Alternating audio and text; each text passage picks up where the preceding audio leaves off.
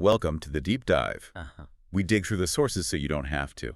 Today we're getting into a concept that honestly could change how you look at almost everything, advice you get, decisions you make, even who you trust as an expert. Mm-hmm. It's actually quite simple on the surface, but it's got incredibly deep implications, especially now, right, in our complex world. Okay, let's unpack this. Okay. We're talking about the surprising truth behind trust, real expertise, and crucially, accountability. We are, and the core idea we're diving into today comes from Nassim Nicholas Taleb. It's his concept of skin in the game, and it's pretty uncompromising. Uncompromising is a good word for it. It really is, but understanding it gives you this incredibly powerful new tool. It helps you evaluate the advice you're getting, navigate those tough decisions you face. It boils down to asking one simple question, really. Which is? What does the person giving the advice or making the call actually have at stake? You know, what happens to them if things go wrong? Right. So that's our mission for this deep dive. We're going to distill the essence of this idea. We've got quite a stack of material here, some ancient philosophy, Benjamin Franklin's autobiography, which is fascinating. Always insightful. Yeah. And then some really sharp modern takes, financial market analyses, stories of entrepreneurs putting everything on the line, leadership lessons. And through all this, we're going to explore why having that downside risk, that skin in the game, isn't just nice. It's absolutely essential for accountability, for fairness, and for knowing who really knows what they're talking about. And importantly, how the lack of it, this sort of asymmetry where people get the rewards without the risk, is behind so many modern problems. Exactly. So prepare to maybe rethink how you decide who and what to trust. Okay, let's start right at the beginning. What exactly is skin in the game? Fundamentally, it means you have to personally bear some negative consequences if your actions or your advice turns out wrong. Simple as that, really. So you can't just walk away unscathed if you mess up or give bad advice. Precisely. You have personal exposure to the downside. It's all about symmetry. If you stand to benefit from success, you must also be vulnerable to the harm from failure. Okay, give me an example. Well, think about a surgeon, right? When they perform surgery, it's not just a job. They've got years of training, their license, their entire reputation. Malpractice insurance. Exactly. All of that is on the line. That's their skin in the game. It makes them incredibly careful, right? They're deeply invested in a good outcome for you. It forces diligence. But then contrast that with, say, someone on TV giving stock tips, or a consultant who writes a big report and disappears. Right. Or even sometimes policymakers. They might make decisions, but they don't always directly feel the consequences if those decisions don't pan out well for everyone else. That's where the symmetry breaks down. And that's where the problems start. And this idea of downside risk, it's key. And it's broader than just money, Okay, how so? Well, obviously, risking your own capital is a big one. But it could also be your reputation. Think about a craftsman. That one bad job could ruin their business. Right, their name is on the line. Exactly. Or physical safety. A soldier making battlefield decisions has the ultimate skin in the game. Their life depends on it. Social standing, your livelihood, it can take many forms. And for Taleb, this isn't just like an efficiency thing. The lack of this symmetry, he argues, is a fundamental ethical problem in modern society. Ethical. Interesting. Yeah, because it creates fragility. When people making big decisions are insulated from the negative outcomes, well, they're naturally more likely to be careless or take reckless risks. Why not? Because someone else pays the price. Exactly. The cost gets externalized, it weakens the whole system, makes it brittle. It's basically inviting moral hazard. Which brings us right back to trust. Taleb's line is pretty blunt. Never trust anyone who doesn't have skin in the game. It sounds harsh, maybe cynical at first. It does a bit, yeah. But when you think about it, if someone has literally nothing to lose, no money, no reputation, no personal consequence, are their interests really aligned with yours? Probably not. Or at least you can't be sure. Their incentive might just be to make a sale or look smart or just avoid hassle. Right. It's a powerful filter. Once you start looking for it, you see these asymmetries everywhere. It really does change how you view things. Okay, so let's look at where this breakdown of trust really shows up. Where do we see the lack of skin in the game causing problems? Well, you don't have to look far. Actually, Benjamin Franklin gives a great example in his autobiography, going way back. Franklin again. Yeah. Yeah, he talks about this figure, Sir William, and Franklin says Sir William was liberal of promises which he never meant to keep. We've all met someone like that. Absolutely. Oh. Sir William would apparently make these grand offers to help Franklin set up his business, sound very supportive and generous. But it was all talk. Pretty much. Franklin realized this guy just liked making promises because it cost him absolutely nothing if they didn't materialize. He faced no consequence, no penalty for failure. So his words were essentially worthless. Exactly. Because there was no skin in the game behind them. Franklin learned fast not to rely on him. It's a classic example. Trust erodes completely when there's no downside for the person making the claims. And that dynamic feels very, very modern, too, especially in finance. I'm thinking of Michael Lewis's Liar's Poker. Oh, definitely. That book is full of examples. There's that line, isn't there? Something like, the more praise a salesman got inside the firm. The greater the eventual suffering of the customer. Yeah, it's brutal. It really lays bare the disconnect, doesn't it? The salesmen were rewarded purely for selling volume, making deals. Right. Their bonus, their status within the firm, it was all tied to the transaction itself, not to whether that investment actually worked out for the client long term. So their skin in the game was tied to the sale, not the outcome for the customer. Exactly. Here's where it gets really interesting. The whole incentive structure disconnects the salesman's well-being from the customer's financial health. They could make a fortune selling something that ultimately blows up the client's portfolio. They get their bonus, the client gets the loss. The risk is totally externalized. Precisely. And this isn't just about individual salesmen. This scales up. Think about the role of credit rating agencies before the 2008 crisis. The Big Short really nails this. Right. Moody's, S&P. Yeah. The book flat out says they were morally bankrupt and living in fear of becoming actually bankrupt. Their job was to rate these complex financial products, these CDOs. Collateralized debt obligations. Yeah. Basically bundles of loans, including lots of risky mortgages. Exactly. Super complex, hard to really understand the risk inside them. Yet the agencies often gave these things top ratings, AAA, like they were super safe government bonds. Which they absolutely were not. Not even close. But when these products imploded, did the rating agencies bear the direct financial loss? No. Investors did. So what was their skin in the game? Just reputation? Primarily, yes. And as 2008 showed, that wasn't nearly enough. Especially when they were under huge pressure from the banks creating these products. The banks were their clients, paying them huge fees. The conflict of interest. Massive. What's fascinating here is the indirect nature of their risk, the reputational risk, wasn't strong enough to counter the direct financial incentive to keep the big banks happy.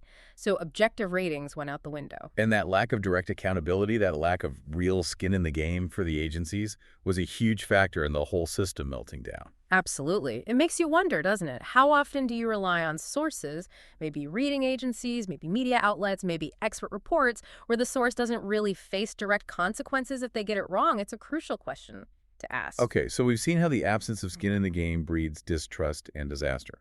Let's flip it. How does its presence actually validate real expertise? And how does it create fairness? Well, when someone has real skin in the game, their money, their reputation, maybe even their safety, they're basically forced to understand the situation deeply.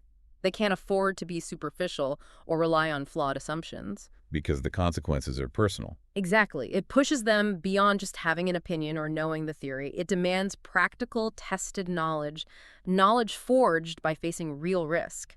It's the difference between knowing the map and actually having walked the terrain, That makes sense. You really see this with entrepreneurs, don't you? Oh, absolutely. Take Elon Musk. The stories from his early days at X.com and then later Tesla, they're almost legendary in this regard. Like putting his own money in. Yeah, the sources mention him putting $100,000 of his own cash into X.com just for testing early on, or staying up 48 hours straight to make sure things worked before launch. That's intense personal involvement. That's definitely skin in the game. And then, during the really tough times at Tesla, when funding dried up, it wasn't just him. Employees were writing personal checks to keep the lights on. His brother Kimball apparently sold almost everything he had to put into Tesla, saying he was close to bankruptcy himself. Wow. And Musk himself was taking risks that, according to the sources, felt like they could have landed him in jail, using money in ways that were, let's say, pushing the boundaries. That's extreme. It is. But compare that kind of deep, personal, financial, even legal risk to an executive managing a division from afar whose main downside is maybe a smaller bonus if things go badly. It's night and day. Musk's level of risk forced him to understand every detail, to be relentless. It wasn't just a job, it was existential. And it's not always about massive financial risk either, is it? Going back to Franklin. Right. His skin in the game wasn't just capital, though that was part of it. It was his time, his effort, his reputation being built right there in Philadelphia. That observation from Dr. Barrett about Franklin working late and starting early. Yeah, still at work when I go home from club, and he is at work again before his neighbors are out of bed. That visible, relentless hard work was his skin in the game. It built trust. It earned him credit. People saw his commitment wasn't just words, it was action. So what does this all mean? It's about the total investment of yourself, right? Time, energy, reputation, money, whatever is valuable to you. Exactly. It's that holistic commitment that signals genuine intent and builds real trust. And that transparency, that visible commitment, also connects to fairness. How so? Well, think about Michael Milken again with the junk bonds and liar's poker. Controversial figure, no doubt. Definitely. But when he told that company owner, Rickless, we own 100 million of your bonds, miss one payment, we take the company, that's brutally clear. No ambiguity there. None. Milken's firm had massive financial skin in the game, so they had the power and the clear incentive to enforce the consequences. It created this sort of harsh but transparent fairness within that specific interaction. You knew exactly where you stood and what would happen if you failed. Which is very different from systems where risks are hidden or passed off to people who don't even know they're bearing them. Completely different. And it raises an important question. Is that direct, even harsh enforcement of consequences ultimately a fairer system in a way? Because it's transparent. Compared to systems where accountability is diffused and consequences are murky, it's something worth thinking about. Clear consequences, even tough ones, can create a kind of undeniable accountability. All right, let's shift gears again. We've talked about trust, expertise, fairness. Now let's really focus on the negative side when skin in the game is missing, especially in the big systems. Yeah, this is where it gets quite concerning. Okay, let's unpack this. Yeah. How does the absence of this simple principle become a root cause for major modern problems, like the big stuff that affects everyone? Well, the 2008 financial crisis is probably the textbook example, isn't it? We touched on the rating agencies, but the problem went much deeper. With the models they were using. Exactly. The Big Short points out that Wall Street models treated finance like this orderly, predictable process. But the real world isn't like that, is it? It's messy, discontinuous, things change suddenly. Right. Black swans, as Taleb would say. Precisely. And these flawed models were used to price trillions of dollars in derivatives. But the people designing the models or the executives relying on them perhaps too blindly, they weren't the ones facing personal ruin when the models blew up. The risk was shifted elsewhere. Completely. Look at Howie Hubler at Morgan Stanley lost billions. Why? Because, as the source says, they genuinely failed to understand the nature of the products they were trading. They got the correlation wrong, thought these risky bonds would only partly fail together, but instead, they all went down at once. 100% correlation. A catastrophic miscalculation. Huge. But Hubler himself, while he lost his job eventually, didn't face the same kind of personal financial wipeout that millions of homeowners or ordinary investors did because of these failures.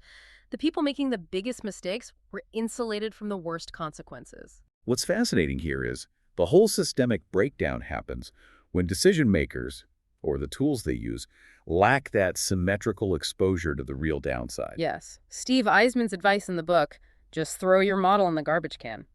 It wasn't just about bad models.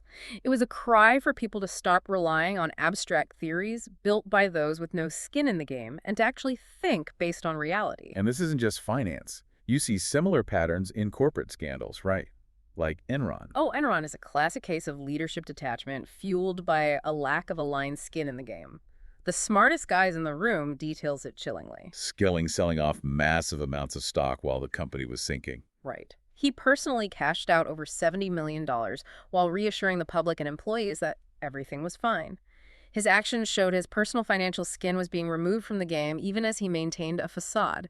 His incentives were clearly not aligned with the long-term health of the company or its stakeholders. And Ken Lay, the chairman, seeming surprised when the whistleblowers laid out the fraud. Exactly. He'd personally approved the structures that enabled the fraud, the LGM partnerships, the Raptors.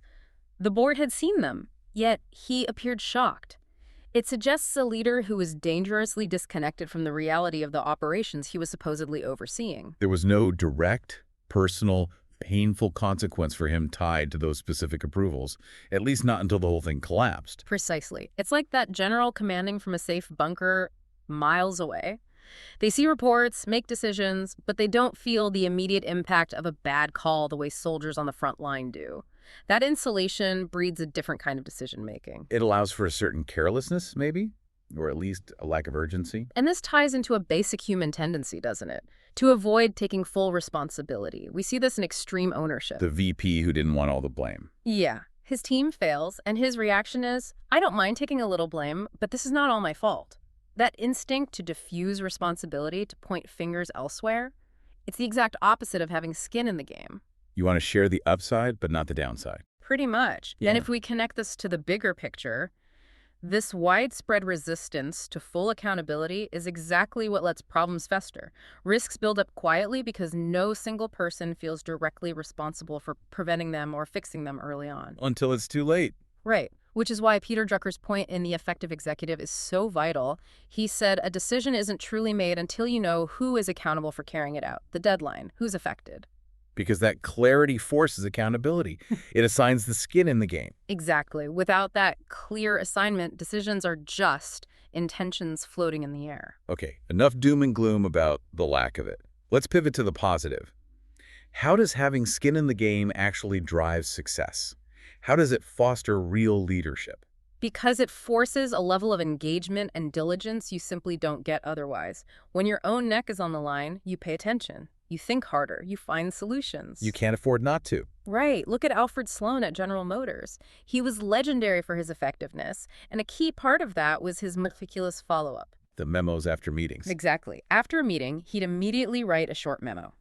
It summarized the discussion, spelled out who was assigned what task, named the executive accountable, and set a deadline. So no room for misunderstanding or forgetting. None. It wasn't micromanaging. It was a system to ensure every decision translated into action with clear ownership. It embedded skin in the game throughout the management structure. People knew they were personally on the hook for delivering. That drove results. That makes a lot of sense. And you see that same dynamic, maybe even more intensely, with entrepreneurs. Absolutely. It's almost the definition of entrepreneurship. Your survival depends directly on creating value. Cal Newport mentions this in Deep Work. About tracking your time. Yeah, he says, if you work for yourself, tracking your time forces you to confront how little of your busy schedule might actually be spent on producing real value. Because if you don't produce value... You don't eat. Pretty much. Your finances, your time, your reputation, it's all constantly in the game. There's no buffer. So what does this all mean for someone starting out? That direct link between effort and survival creates incredible focus and efficiency. It forces innovation. You have to make it work. You have no choice. Okay. But it's not just about individual drive. Good leaders can actually create environments where more people feel they have skin in the game. How does that work? Think about President Kennedy after the Bay of Pigs fiasco. He learned a hard lesson there about groupthink and deference to authority. Right. It was a disaster blamed partly on advisors not speaking up. Exactly. So during the Cuban Missile Crisis, which was infinitely more dangerous, he deliberately changed his approach. He limited his own stated opinions early on and actively sought out dissenting views. He encouraged people to challenge the consensus. Why was that important? Because by making it safe, even necessary, for people to raise concerns and offer different perspectives, he effectively gave them skin in the game for the quality of the final decision. Their input mattered. They shared responsibility for getting it right. So he was distributing the ownership of the decision, in a way. Precisely. It wasn't just his decision anymore. It was a collective effort where critical feedback was valued. This raises an important question. How can leaders today consciously design systems like that? Systems where honest disagreement isn't just tolerated, but actively sought out to ensure everyone feels some ownership of the outcome. That connects right back to extreme ownership, doesn't it? Leaders taking ownership, but also empowering others to do the same. Absolutely. True leaders own the failures, but they also create the conditions for shared success by ensuring everyone feels accountable and invested. They build systems where skin in the game is distributed effectively. Okay. We've covered a lot of ground, the definition, the dangers of its absence, the power of its presence. Now, let's make this really practical for everyone listening. How can you use this skin-in-the-game principle day to day? To make better choices? To evaluate advice more effectively? It really comes down to asking a few key questions whenever you encounter advice or decision with All consequences. right, what's the first one? First, what is this person's stake in the outcome? Really dig into that. What do they personally gain if things go well? And crucially, what do they personally lose if things go badly? Is their skin truly aligned with yours? So thinking about that financial advisor again. Exactly. Do they get paid a commission regardless of whether your investment grows or shrinks? If so, their incentive is just to make the transaction. Their skin isn't aligned with your long-term wealth. Or the consultant who gives you a plan but isn't there to help implement it. Right. If their plan fails in practice, what happens to them? Often nothing. They got paid already. You need to look for that alignment of consequences. Okay, makes sense. What's the second question? Second, are they protected from the downside? Look for those asymmetries we talked about. Is there a system in place that shields them from negative consequences? Like the politician example, making rules they don't have to live under. It's a classic one. Or bureaucrats implementing regulations without experiencing the real-world friction or cost they impose on others. If someone can advocate for something risky or costly, knowing they personally won't feel the pain if it goes wrong, you should be skeptical. Their judgment isn't tempered by personal risk. Okay, stake in the outcome, protection from downside. What's number 3? Third, does their expertise come from real-world experience or just theory? Try to distinguish between people who've actually been in the arena, who've learned through trial and error and faced consequences, versus those operating mainly from abstract knowledge. Like Eisman criticizing their purely theoretical models in finance. Precisely. He saw that those models were backward-looking and didn't reflect the current reality. He wanted people who had actually grappled with the complexities, who had skin burned in the game, so to speak. Deep understanding often comes from doing and experiencing, not just studying. So asking those 3 questions about their stake, their protection, and their experience can help you filter advice. Tremendously. And you can apply this to almost anything, right? Yep. Media stories, online opinions, even advice from friends. Ask yourself, what's their angle? What happens to them if they're wrong? Absolutely. What's fascinating here is once you start consciously looking for skin in the game, you'll see these dynamics playing out everywhere. It really does sharpen your critical thinking and helps you filter the noise from the genuinely valuable information. It's like getting a new lens on the world. It gives you a framework for evaluating credibility. It does, but, and this is important, it's not about becoming cynical about everyone. Right, it's not about just distrusting everything. No, it's about being a more discerning evaluator. It's about understanding the incentives driving people and the structures of accountability or lack thereof surrounding the information and decisions that affect your life. It's about critical thinking, not blanket dismissal. Hashtag tag tag outro. So wrapping things up, we've explored skin in the game, that fundamental idea of symmetry between reward and risk. We saw how its absence can really undermine trust and lead to major problems. Systemic problems even. But also how its presence is crucial for genuine expertise, for fairness, and for driving real success and accountability.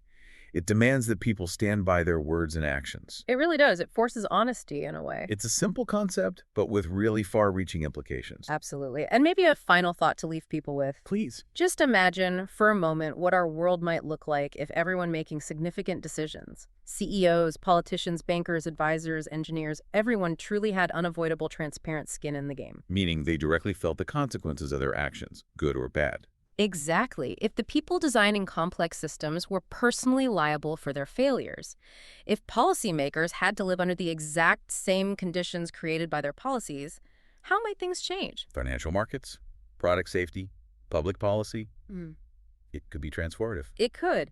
And thinking about that possibility, what responsibility does that insight place on you? As a citizen, as a consumer, as someone navigating this world, maybe it's a responsibility to demand more skin in the game, more accountability from those who hold power and influence. A powerful thought indeed. Something for all of us to definitely chew on.